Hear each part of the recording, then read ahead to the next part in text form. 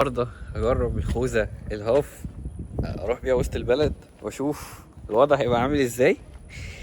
مش متوقع كتير، بس هشوف هل هيبقى فيه راحه ولا لا، وده اللي انا متوقعه منها.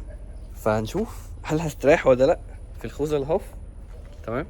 وانا اصلا كنت ده الوقت المناسب ليها، هو في الصيف في الحر، مشوار في وسط البلد. فيلا نروح نشوف هتبقى عامله ازاي معايا على الطريق.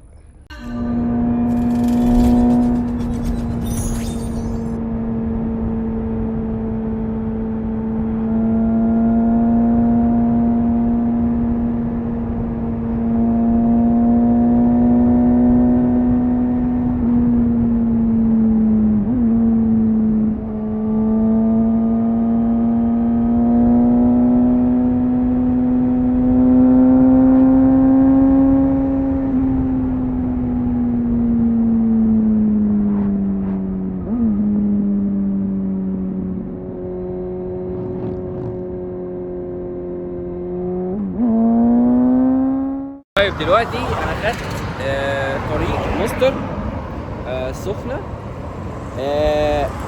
ايه اللي انا حاسه بعد الربع ساعة على طريق سريع؟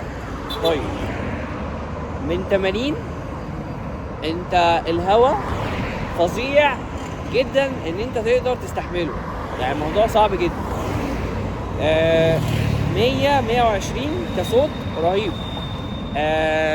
مفيش خالص هدوء، الهوا جامد جدا. من 120 انت عندك بقى مشكله ظاهره جديده، وهي ان الهوا عامل لك جفاف في عينك، عشان مش قادر تكنترول الموضوع. يعني حتى دي الهوا بيخش من تحت، فغصب عني عيني عماله تدمع. تمام. فدي بالنسبه للنقطه دي. طيب طبعا انت فوق ال 120، يعني جبت 160 170، الموضوع مستحيل، يعني مستحيل. مش شايف اصلا الطريق بشكل 100%، بسبب الهواء. الرمل بيخبط في بقي وفي مناخيري وفي كده. فالهاي واي 5/10، ال5 دول للسيفتي بس، يعني بس غير كده لا. طيب قبلها بقى الموضوع كان لذيذ في الزحمه، وده اللي احنا هنشوفه دلوقتي. لما نطلع في الزحمه الموضوع هيختلف بشكل كبير. حاسس بضغط شويه من الجزء اللي فوق، تقريبا عشان المقاس. هي دي مقاسي برضو ميديوم، بس ممكن يكون عشان لسه اول مره اجربها. بس كده، يلا بينا نكمل باقي الرحله ونشوف الموضوع هيبقى عامل ازاي. سي دلوقتي واجهت مشكلتين حقيقيتين جدا. اول حاجه الفايزرز، هي بتيجي بفايزر شمس وفايزر كلير. طبعا الجو بدا يضلم، فانا بقيت شايف حاجه بالفايزر الشمس، فمضطر تبقى ماشي بالفايزر التاني في جيبك، او لو انت هتنزل بيها الصبح بس، او هتفضل ماشي بالفايزر الكلير وتحتيه نضاره شمس. دي اول مشكله. تاني مشكله، واظن ده بسبب دماغي انا، يعني عشان دماغي مدوره شويه، فحاسس ببريشر بوينتس او بنقط ضغط جامده جدا، لان هي ماسكه يعتبر من جزء واحد بس في دماغك، مش زي الخوذ الفول فيس او الموديل. فانا حاسس بضغط كبير جدا في الجزء اللي فوق. ممكن عشان هي لسه جديده، وممكن عشان دماغي مدوره، لان هي يعني كذا حد دماغه اصغر من دماغي شويه بنفس المقاس ظابطه معاه. فانا جايب على مقاسي اللي هو الميديم، مش حاسس ان هو مريح قوي. فاظن ان انا لو مثلا كنت هجيب مقاس تاني، كنت هجيب مقاس اكبر منه شويه ليا، عشان يديني الراحه اللي هو بقى راحه. هل هيبقى فول سيفتي؟ مش عارف، بس كراحه انا دلوقتي بالميديم اللي هو مقاسي مش حاسس براحه كافيه. دي حاجه ما تعبش الخوذه، هي حاجه ليا انا بس. كمل شوف ايه الوضع.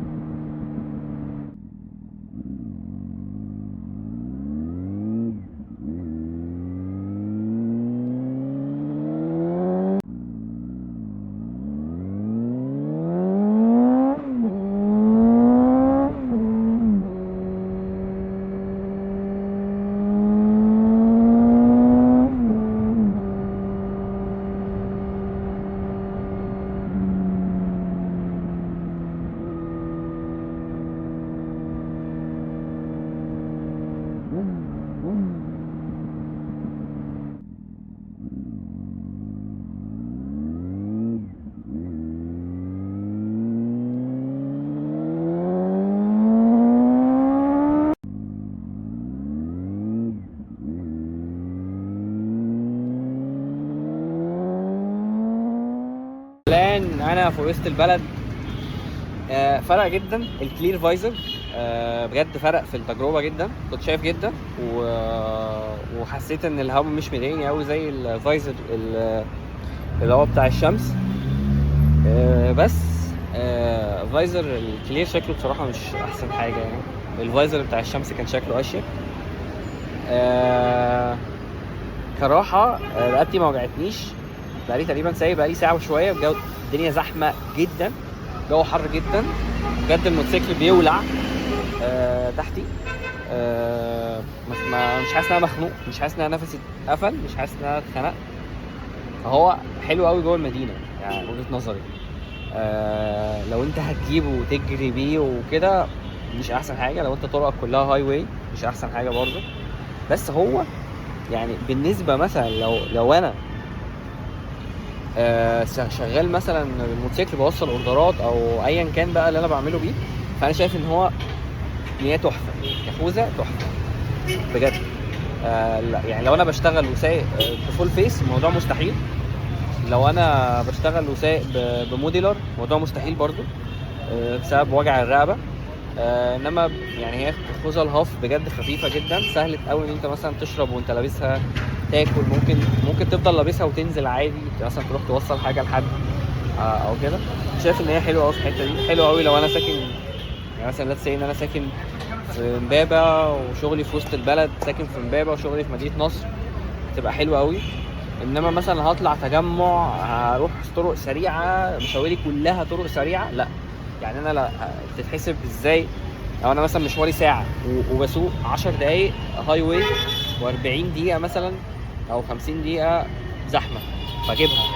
لو طرقي مثلا اغلبها طرق سريعه لا ما اجيبهاش. برضو نوع الموتوسيكل يعني دي حلوه قوي للفئات اللي هو الماكس سكوترز او السكوترز العاديه او موتوسيكلات 200 سي سي. موتوسيكل 600 سي سي الموضوع يبقى مش احسن حاجه الا لو هي سبير هيلمت، يعني خوذه تانية بتلبسها مثلا لو انت رقبتك وجعاك او مخنوق او كده ممكن انما سرعات لا طبعا. فبس كده يعني دي كانت تجربه سريعه للخوذه الخوذه ال LS2. دي كانت تجربتها، خوذه لذيذه يعني مش وحشه. بس كده قولي رايكم بقى في الكومنتس، ولو عايزيني اتكلم عن اي خوذه تاني.